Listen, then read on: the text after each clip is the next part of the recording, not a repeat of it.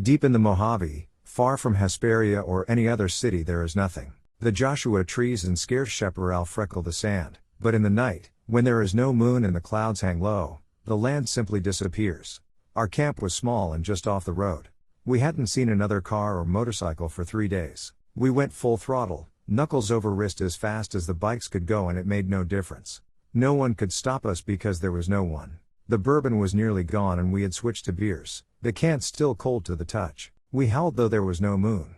The campfire cast an orange glow against the bikes, but beyond was simply blackness to the eye. And when we threw sand upon the fire and zipped our tents, we did not need to close our eyes to sleep.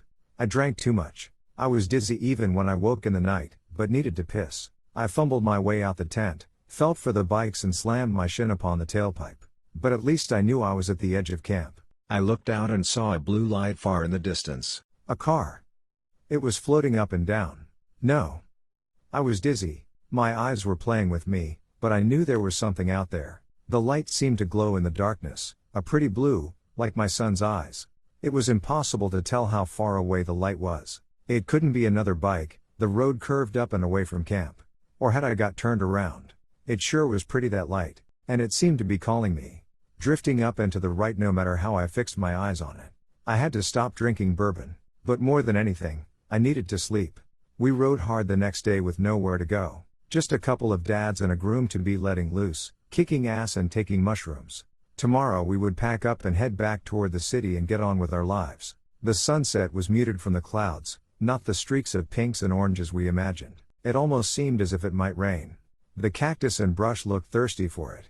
I don't remember how late we stayed up that last night, but it seemed darker than the night before.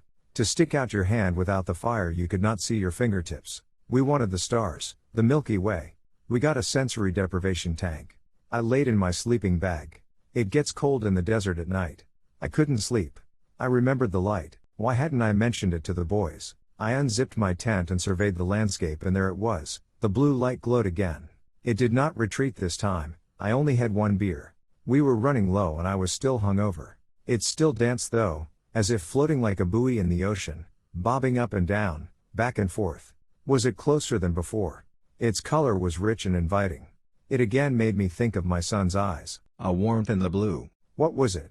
I pulled on my boots and my motorcycle jacket, which was stiff and awkward from the pads.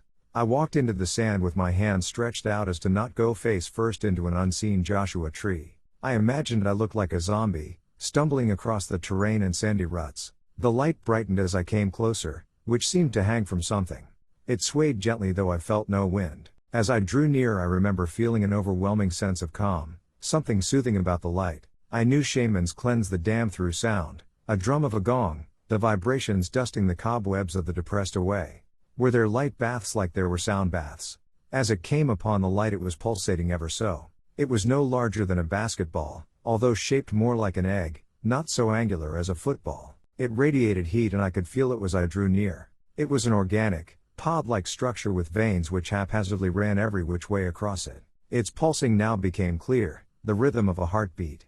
It was alive, and as I stretched my hands to it, I could see it was suspended by something long and black as the night. It dangled the light and seemed to reach out to me, as if handing the light into my inviting arms, just as the nurse had done when my son was born. I cradled the lion and pondered its nature. It was so beautiful I didn't notice the teeth just beyond it. They twitched and opened and snapped. And everything went black again once more.